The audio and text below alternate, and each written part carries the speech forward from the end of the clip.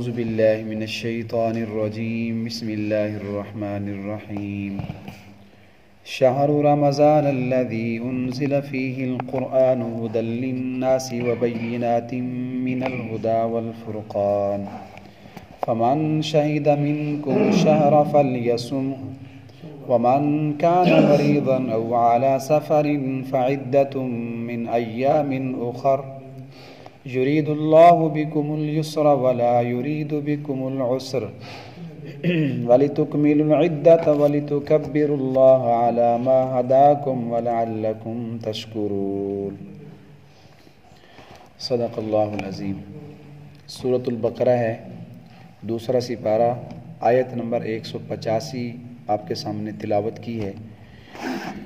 ترجمہ یہ ہے، شہر رمضان الذی انزل فیہ القرآن، یہ رمضان کا مہینہ تو وہ عظمت کا مہینہ ہے جس میں اللہ نے قرآن مجید کو اتارا، ھدی للناس، اور یہ قرآن لوگوں کے لیے ہدایت کا ذریعہ ہے، وبینات من الھدی والفرقان، اور اس میں ہدایت کی واضح نشانیاں ہیں، والفرقان، اور یہ حق اور باطل میں فرق کرنے والا ہے۔ فمن شہد منکم الشہر فلیصم، پس تم میں سے جو بندہ اس مہینے کو پائے پس چاہیے کہ وہ اس کے روزے رکھے۔ ومن کان مریضا او علی سفر، ہاں کوئی بندہ مریض ہو اگر سفر پر ہو، فعدۃ من ایام اخر، وہ اگلے دنوں میں اور دنوں میں گنتی پوری کر لیں۔ یرید اللہ بکم اليسر، دیکھو اللہ تمہارے ساتھ آسانی کا ارادہ کرتا ہے، ولا یرید بکم العسر، اللہ تمہارے ساتھ تنگی کا ارادہ نہیں کرتا۔ وَلِتُكْمِلُوا الْعِدَّةَ، یہ قضاء کا حکم اس لیے ہے تاکہ تم اپنی گنتی پوری کر لو۔ وَلِتُكَبِّرُوا اللَّهَ، اور تاکہ تم اللہ کی بڑائی بیان کرو، عَلَى مَا هَدَاكُمْ، اس پر کہ اس نے تمہیں ہدایت دی ہے، وَلَعَلَّكُمْ تَشْكُرُونَ، اور تاکہ تم اللہ کا شکر ادا کرو۔ اس مہینے میں ان آیات کے اندر رمضان شریف کا جو مہینہ ہے اس کی عظمت اور اس کی فضیلت کو بیان کیا گیا کہ اس رمضان کو دو وجہ سے عظمت اور فضیلت حاصل ہے۔ ایک تو اللہ پاک نے اس مہینے میں قرآن مجید کو نازل فرمایا، یہ اس مہینے کی بڑی سعادت ہے۔ 12 مہینوں میں سے اللہ پاک نے رمضان کے مہینے کا ہی انتخاب کیا، اس میں قرآن مجید نازل کیا۔ قرآن مجید کے نزول کے 2 دور ہیں، ایک تو لوح محفوظ سے آسمان دنیا تک آیا، اور آسمان دنیا پر ایک جگہ ہے جس کو بیت العزت اور بیت العظمت کہتے ہیں۔ تو اللہ نے یک بار کی ایک ہی دفعہ لوح محفوظ سے بیت العزت یعنی دنیا کے آسمان تک ایک ہی دفعہ قرآن کو اتار دیا۔ پھر بیت العزت یا بیت العظمت سے حضور علیہ السلام کے قلب اطہر پر 23 سال کے عرصے میں قرآن مجید اترتا رہا۔ جب بھی حضور علیہ السلام کو ضرورت ہوتی کسی حکم کی، جب کوئی واقعہ پیش آتا تو اللہ تعالیٰ ضرورت کے مطابق قرآن مجید اتار دیا کرتے تھے۔ تو لوح محفوظ سے آسمان دنیا تک ایک ہی دفعہ آیا، اور آسمان دنیا سے حضور علیہ السلام کے دل پر 23 سال کے عرصے میں اترا۔ اور سب سے پہلی جو قرآن مجید کی وحی آئی تھی وہ جبل نور پر، جس کو جبل فاران بھی کہتے ہیں، سعودی عرب میں ایک بہت بڑا پہاڑ ہے، پہلے اس کا نام جبل فاران تھا، آج کل کتابوں میں اس کو جبل نور لکھا جاتا ہے۔ تو اس پہاڑ کے اوپر ایک غار ہیرا ہے، حضور علیہ السلام وہیں عبادت کے لیے تشریف فرما تھے، تو اللہ کی طرف سے پہلی وحی آ گئی، سورت اقرا کی پہلی 5 آیات، اقرا بسم ربک الذی خلق۔ تو یہاں سے پھر قرآن مجید کا آغاز ہو گیا، اور آخری وحی سن 10 ہجری میں 9 ذوالحجہ کو حضور علیہ السلام پر نازل ہوئی، جمعہ کا دن تھا، عصر کے وقت میں۔ تو اب جب یہ آیت اتر آئی آخری 9 ذوالحجہ 10 ہجری کو، الیوم اکملت لکم دینکم واتممت علیکم، کہ آج ہم نے تمہارا دین شریعت ہم نے مکمل کر دی ہے۔ تو اس کے بعد قرآن مجید نہیں اترا۔ ویسے تو اللہ تعالیٰ کے احکامات حضور پر آتے رہے، لیکن قرآن کی صورت میں نہیں آئے، قرآن کا یہ آخری حکم تھا۔ تو اس مہینے کو یہ عظمت فضیلت اس لیے حاصل ہے کہ اللہ پاک نے اس مہینے میں قرآن مجید کو نازل کیا، اور دوسری فضیلت اس لیے ہے کہ اللہ نے اس مہینے میں روزے فرض کیے ہیں۔ سال کے 12 مہینے ہیں، اللہ تعالیٰ نے اور کسی مہینے کا نام نہیں لیا، رمضان شریف کا یہاں نام لیا ہے۔ عربی کے اندر 12 مہینے ہیں، محرم صفر سے شروع ہوتے ہیں، تو رمضان شریف کو یہ عظمت حاصل ہے کہ اللہ نے قرآن میں اس کا نام ذکر کیا اور بتایا کہ اس مہینے میں ہم نے قرآن مجید اتارا ہے، اور دوسری اس کی شان اس لیے بلند ہے، بڑی ہے کہ اس میں اللہ نے روزے فرض کیے ہیں۔ تو اس سے دیکھیں نسبت معلوم ہوتی ہے کہ نسبت بڑی چیز ہے۔ اب رمضان شریف کو جو باقی مہینوں سے عظمت اور فضیلت ملی ہے تو قرآن کی نسبت کی وجہ سے، اس لیے حدیث پاک میں نا اس مہینے کو سید الشہور کہا گیا کہ مہینوں کا سردار، جیسے جمعہ کے دن کو سید الایام کہا جاتا ہے کہ یہ دنوں کا سردار ہے۔ ہفتے کے 7 دن ہیں تو ان میں سے جو جمعہ کے دن ہے یہ سب کا سردار ہے، بڑی عظمت اور فضیلت والا ہے۔ تو مہینوں میں سے جو رمضان کا مہینہ ہے یہ سید الشہور ہے، سارے مہینوں کا سردار ہے۔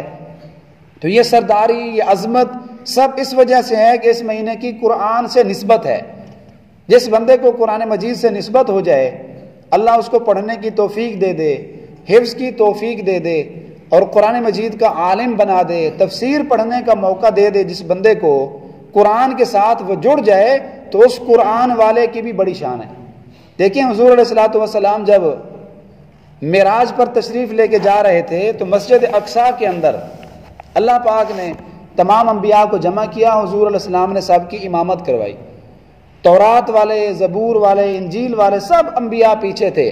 اگر مصلی پہ آج آئے ہیں تو صاحب قرآن آئے ہیں۔ ہمارے حضور علیہ السلام کو اللہ نے سب کا امام بنایا، اور اس وقت جو مصلی پہ کتاب پڑھی جا رہی تھی وہ قرآن مجید تھا۔ تو حضور علیہ السلام کے پاس بھی چونکہ قرآن کی دولت تھی تو اللہ نے تمام انبیاء کا سردار بنا دیا۔ اور آج بھی ہم دیکھتے ہیں کہ جس بندے کو قرآن سے نسبت ہوتی ہے، قرآن کا قاری ہوتا ہے، قرآن کا حافظ ہوتا ہے، تو سارے لوگ پیچھے کھڑے ہوتے ہیں۔ اس ایک کسان غریب کے بیٹے کو جو قرآن مجید کو اپنے سینے میں محفوظ کر لیتا ہے، اس کی نسبت قرآن سے ہے، تو اس کو لوگ امام بناتے ہیں، خود اس کو چن کر آتے ہیں کہ آپ ہمیں نماز پڑھاؤ۔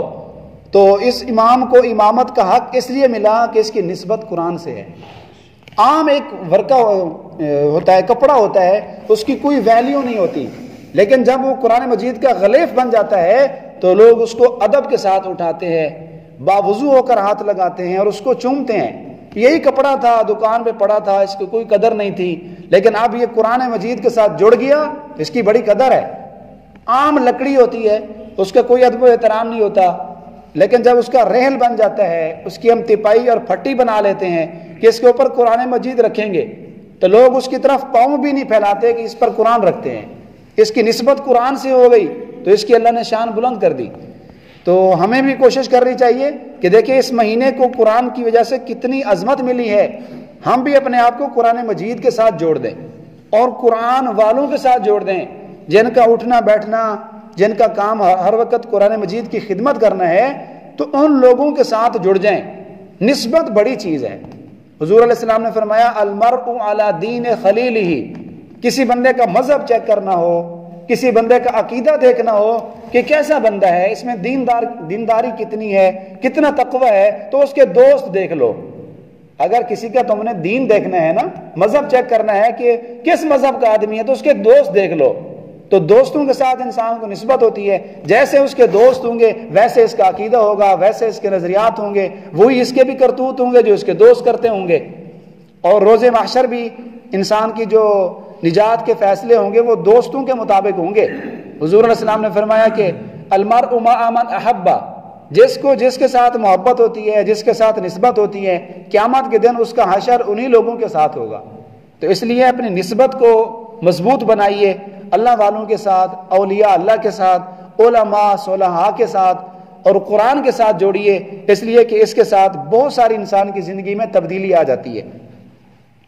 تو اللہ پاک فرماتے ہیں شہر رمضان الذی انزل فیہ القرآن، یہ رمضان کا مہینہ وہ ہے جس میں ہم نے قرآن بھیجا، ھدی للناس، اور یہ قرآن لوگوں کے لیے ہدایت ہے۔ اس قرآن کی وجہ سے زندگی تبدیل ہوتی ہے، انسان صراط مستقیم پہ آتا ہے اور گناہوں کو چھوڑتا ہے قرآن کی تلاوت سے، قرآن سننے سے، قرآن پڑھنے سے۔ اگر آج بھی کہیں کوئی قاری ایک اچھی آواز میں قرآن کی تلاوت کر رہا ہو اور بندہ سن رہا ہو تو انسان کا دل موم ہو جاتا ہے۔ ایسا آدمی جو فاسق فاجر گناہگار ہوتا ہے لیکن ہے کلمہ گو، لیکن قرآن کی تلاوت سن کے رو رہا ہوتا ہے، اس کا دل، جذبات اس کے یہ ہوتے ہیں کہ یہاں سے اٹھنے کے بعد میں کبھی کوئی نماز نہیں چھوڑوں گا، کبھی کوئی گناہ نہیں کروں گا. تو یہ قرآن ہدایت ہے. شرط یہ ہے کہ ہم اس کو سنیں، شرط یہ ہے کہ ہم اس قرآن مجید کو پڑھیں، اس کو اٹھائیں اور اس کی قدر کریں. دیکھیں اگر کسی بندے کو تڑپ نہ ہو اور اس کو سخت پیاس لگی ہوئی ہے، اب ٹوٹی چل رہی ہے، اس کے نیچے سے پانی آ رہا ہے، تو پانی خود بخود ہمارے منہ میں نہیں آئے گا نا. ہم برتن اٹھائیں گے، اپنا خالی کٹورا، خالی گلاس ٹوٹی کے نیچے رکھیں گے تو اس میں پانی آئے گا. اگر ایک سائڈ پہ تھوڑا سا بھی ایک سائڈ پہ ہم برتن رکھ دیں گے، سارا دن ٹوٹی چلتی رہے، پورا ٹب، پورا ڈرم خالی ہو جائے گا، لیکن گلاس میں ایک قطرہ بھی نہیں آئے گا. اس لیے کہ ہم نے اپنا برتن آگے کیا ہی نہیں ہے. تو اپنے برتن کو، اپنے دل والے اس برتن کو گناہوں سے خالی کر کے، غلاظت سے، گناہوں کی نجاست سے پاک کر کے، ہم جب دین اسلام کی طرف متوجہ ہوں گے، قرآن کی طرف آئیں گے، تو ہمارا یہ دل قرآن کی اور اللہ کی رحمت سے بھر جائے گا. وَبَيِّنَاتٍ مِّنَ الْهُدَىٰ، اور اس قرآن میں واضح اللہ پاک نے روشنیاں رکھی ہیں، واضح طور پہ اس میں دلائل رکھی ہیں، ہدایات کا سامان رکھا ہے. وَالْفُرْقَانِ، اور یہ قرآن مجید جو اس مہینے میں آیا یہ فرقان ہے، حق و باطل میں فرق کرنے والا ہے. یہ بتانے والا ہے کہ اصل کیا ہے، نقل کیا ہے، دین کیا ہے، کفر کیا ہے، منافقت کیا ہے، اسلام کیا ہے. تو یہ قرآن حق باطل میں فرق کرتا ہے. فَمَنْ شَهِدَ مِنْكُمُ الشَّهْرَ، تو دیکھو تم میں سے جس بندے کے پاس یہ مہینہ آ جائے، رمضان شریف کا مہینہ وہ پا لے، فَلْيَصُمْهُ، تو اس کو چاہیے کہ اس کے روزے رکھے. یہ امر کا صیغہ ہے. پہلے بھی آیا تھا کتب علیکم الصیام، تم پر روزے فرض ہیں. دوبارہ پھر بطور تاکید کے فرمایا کہ جس بندے کے پاس مہینہ آ جائے تو اس کو چاہیے کہ روزے رکھے. اور بعض حضرات نے یہ کہا کہ دوبارہ ذکر کرنے کی اس لیے ضرورت پڑی کہ پچھلی جو آیت تھی نا، وَعَلَى الَّذِينَ يُطِيقُونَهُ فِدْيَةٌ طَعَامُ مِسْكِينٍ، بعض حضرات نے فرمایا کہ یہ آیت اپنے ظاہر پر ہے، اور اس آیت کا ظاہری مطلب یہ ہے کہ وہ لوگ جو روزہ رکھنے کی طاقت رکھتے ہیں تو وہ فدیہ دے دیں. تو اگر اس آیت کو اپنے ظاہر پر رکھا جائے تو اس کا مطلب ہے کہ اگر کسی بندے کا کوئی عذر نہیں ہے، روزہ رکھ بھی سکتا ہے، طاقت بھی ہے، تو فدیہ دے دے، جان چھوٹ جائے گی. جیسا کہ بعض حضرات نے اس آیت کو اپنے ظاہر پر لیا، تو بعد میں اللہ نے یہ دوسری آیت بھیج کر پچھلی آیت کو منسوخ کر دیا کہ پہلے یہ حکم تھا کہ جو روزے کی طاقت رکھتا ہے وہ بھی اگر فدیہ دے دے، روزہ نہ رکھے تو اجازت ہے. لیکن اب اس آیت سے وہ حکم منسوخ ہو گیا کہ نہیں، اب جس بندے کو طاقت ہے وہ روزہ رکھ سکتا ہے تو وہ روزہ رکھے. فدیے کی اجازت گنجائش صرف اس بندے کو ہے جو بالکل بوڑھا ہو گیا، مرنے کے قریب ہے، ایسا مریض ہے کبھی صحیح نہیں ہوگا، تو صرف اس کو اجازت ہے فدیہ دینے کی. تو یہ نص قطعی ہے. اس کے بعد روزہ فرض ہے الا یہ کہ بندہ مریض ہو. آگے اللہ پاک نے بتا دیا فَلْيَصُمْهُ، روزہ رکھو. لیکن دیکھو اگر تم میں سے کوئی مریض ہے یا تم میں سے کوئی ایک مسافر ہے، فَعِدَّةٌ مِّنْ أَيَّامٍ أُخَرَ، تو ایسا کرے رمضان میں روزے نہیں رکھ سکتا تو چھوڑ دے، اگلے دنوں میں اس کی قضا کرے. ہاں یہ قضا، دیکھیے 4 چیزیں ایسی ہیں آدمی کروڑ مرتبہ توبہ کر لینا وہ معاف نہیں ہوتے. 4 فرائض ایسے ہیں، 4 عبادتیں ایسی ہیں، 4 گناہ ایسے ہیں کہ اگر بندہ لاکھ مرتبہ، کروڑ مرتبہ توبہ کرے معاف نہیں ہوتے. نماز، روزہ، عشر، زکوٰۃ. اگر کسی کی نمازیں رہ گئی ہیں، ساری زندگی روتا رہے، توبہ کرتا رہے، جب تک قضا نہیں کرے گا تو معافی نہیں ہوگی. روزہ، اگر روزے چھوٹ گئے ہیں تو اس کا حکم ہے فَعِدَّةٌ مِّنْ أَيَّامٍ أُخَرَ، جب اگلے دن آئیں تو تم اس کی قضا کرو، کروڑ مرتبہ توبہ کرو. اگر روزوں کی قضا نہیں کرو گے تو معافی نہیں ہوگی. عشر نہیں دیا، کئی سالوں کی زکوٰۃ نہیں دی، کروڑ توبہ کر لو. بیت اللہ میں چلے جاؤ، وہاں گڑ گڑا کے غلاف پکڑ کے روتے رہو، معافی نہیں ہوگی جب تک کہ تم وہ زکوٰۃ نہیں دو گے. تو 4 چیزیں ایسی ہیں لاکھ مرتبہ توبہ کرنے سے بھی معاف نہیں ہوتی، نماز، روزہ، عشر اور زکوٰۃ.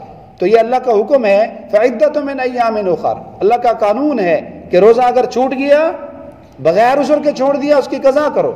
یرید اللہ بکم اليسر. آگے اللہ فرماتے ہیں دیکھو میں تو تمہارے ساتھ آسانی کا ارادہ کرتا ہوں.